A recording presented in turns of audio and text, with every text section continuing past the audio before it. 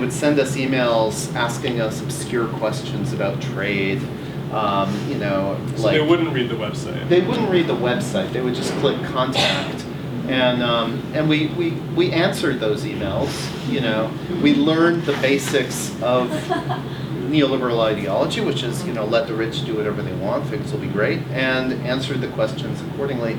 And then we got one day we got an invitation to a conference intended for the head of the World Trade Organization. And it took us a couple of months to realize we could answer that email in the affirmative and say, yes, we'll send somebody. The head of the WTO is not available, but somebody else will go, and that was me. And it was a law conference, and Mike and I went and took a camera person because we thought they would throw us out or something. And we spoke as the WTO, and I proposed that we privatize voting because it's inefficient. It's not a good market mechanism, so we should just basically get rid of it and allow corporations to buy the votes that they need to. And we thought there would be this big reaction and people would go, oh my God, and then we'd say, well, that's the reality basically, so we're just making it too transparent. But instead people just sat there, and it was kind of like in this where we say these really outrageous things and people just sit there and listen. And so we made a little video of that, and then we got another invitation not long after to a textiles conference in Finland, and then one after that. Then soon this is what we were doing. So it was not on purpose. That's how we came up with the concept. Yeah, I just want to know, all your stuff are quite outrageous. I saw your first book, which is the Yes Man. How do you explain the gullibility of these top executives and even academics? I remember the one thing you did was a talk about how you've invented this way of turning human feces into hamburgers. And people were seemingly convinced of this wonderful new... So how do you explain that gullibility? I suppose it's in line with this notion of the yes men. But these are supposed to be top intellectuals of the world. And they're buying you literally some of your shit. Well, it's funny. Memory is always malleable. That human shit McDonald's one was the one where people actually rebelled and said, no, we don't agree, because it was to students at a university. Oh, that is It hadn't yet become part of the big machine that would turn off their brains. Yeah, like they were not yet corrupted. They were serious about rebelling, that this could be a reality. Yeah, well, that's the other thing about these things of why people don't object in the moment is partly because often we're not saying something completely absurd, we're saying exactly an extension of the current thinking that is part of their ideology already. Mm-hmm. Right. Just taking it to its logical next step. A little further, a little 2 degrees off. But it's also a human tendency, it's human nature to believe what's in front of you. We're really, really good at that. So there's nothing wrong with that. It's why we can enjoy movies. You kind of know it's fake, but you get in there and then you forget that it's fake for a large portion of it. And in horror films, you hold the person next to you. The problem is that isn't that people believed it, that it was real. It's that believing it, they didn't stand up and say this is insane and horrible. They just, well, I guess an authority said it. And that's part of making the point that this is what they already think to a degree, except in the absurd extreme of it. Mm-hmm. Except if it were extreme and absurd, it would be objectionable. But it's not objectionable because it's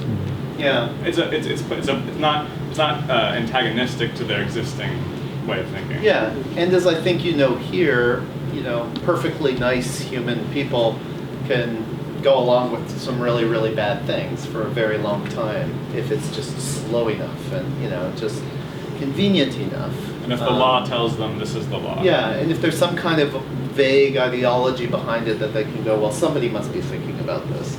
That's part of our message is these PhDs and so on. Like, our idea is that somebody must be thinking of this. The leaders of industry or somebody must be noticing what's wrong, what's going on, and no, That's not the way it works. It's up to us. It's up to all of us to stand up to it, because nobody with any amount of education is going to, for that reason, notice anything. You know what I mean? Like they're not. There's no doesn't give them any privileged access to information. So can I just see other hands? I keep on popping up. So there's one, there's two, and there's three. Okay. Okay, thank you very much for the I think the video has illustrated to us that capitalism is problematic. Now the question to the speakers then is, would you suggest socialism as an alternative to capitalism? Because we saw like the crisis that capitalism is creating and its implications. So would you suggest socialism as an alternative? Socialism and capitalism. Yeah, sure. I mean, You want to take that? yeah.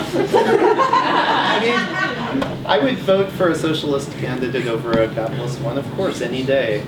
Michael Moore said it really well. He said, capitalism is an 18th century idea.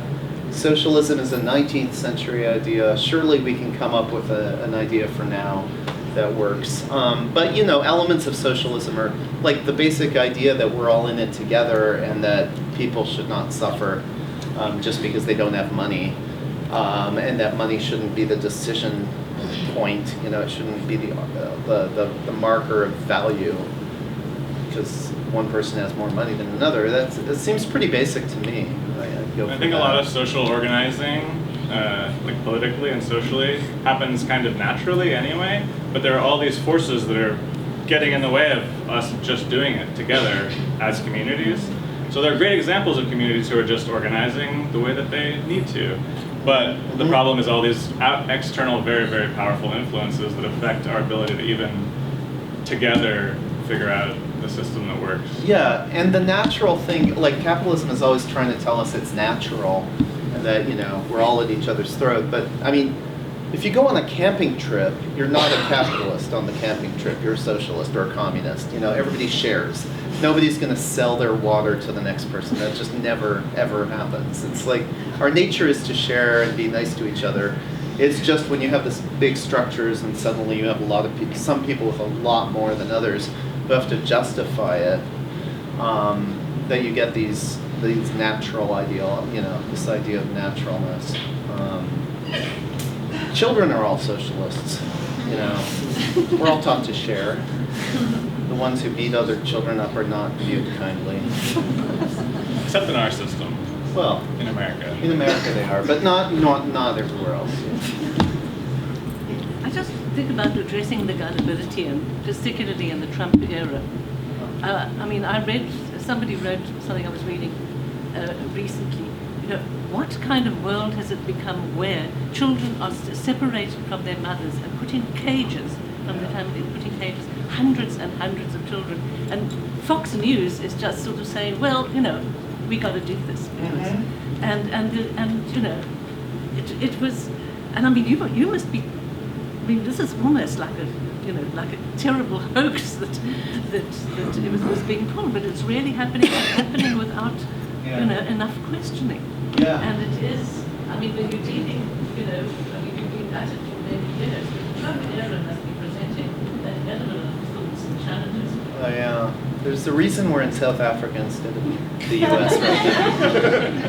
I wonder how many other countries would actually Well, have accepted that. Anybody would. I mean, you know, 1940 was the modern era too. You know, and Germany in 1940 was perfectly modern when they started putting mentally disabled people into camps, and then everybody else. You know, it's not surprising. It's just horrifying, and it's a little bit confusing what you do about it if you're us. You know, like under Obama and before that, we had work to do. There was a lot of stuff to clarify to people, to make known. You know, there was this pretense at the top level of government, and that, you know, there's such a thing as human rights and democracy, and that things are, you know, there was this lip service to being kind to each other and so on, and now there isn't.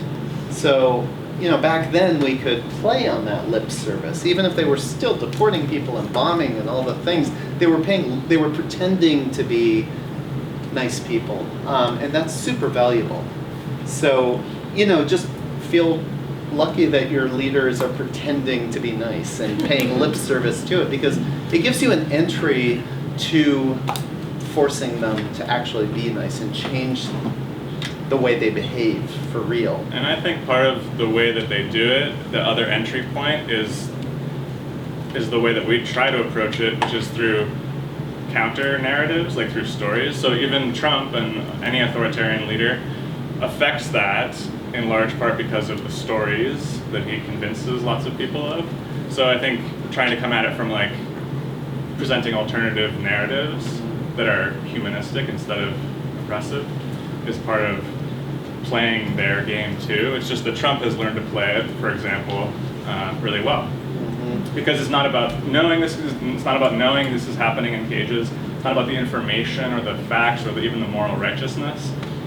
It's the narrative power that he spins, and so we should all be, in addition to all the other organizing we do, be spinning narratives that are against that.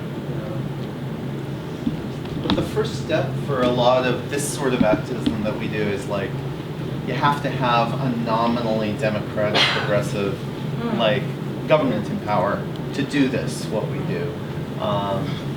Like what we should be doing in the US is election work, trying to get the fuckers out of office.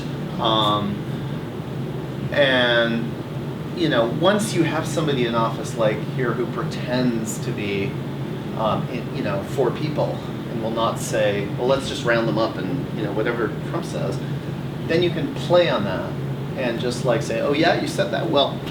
And, you know, that's the kind of work that we do. And, yeah. Okay, there's a question here and then one at the back.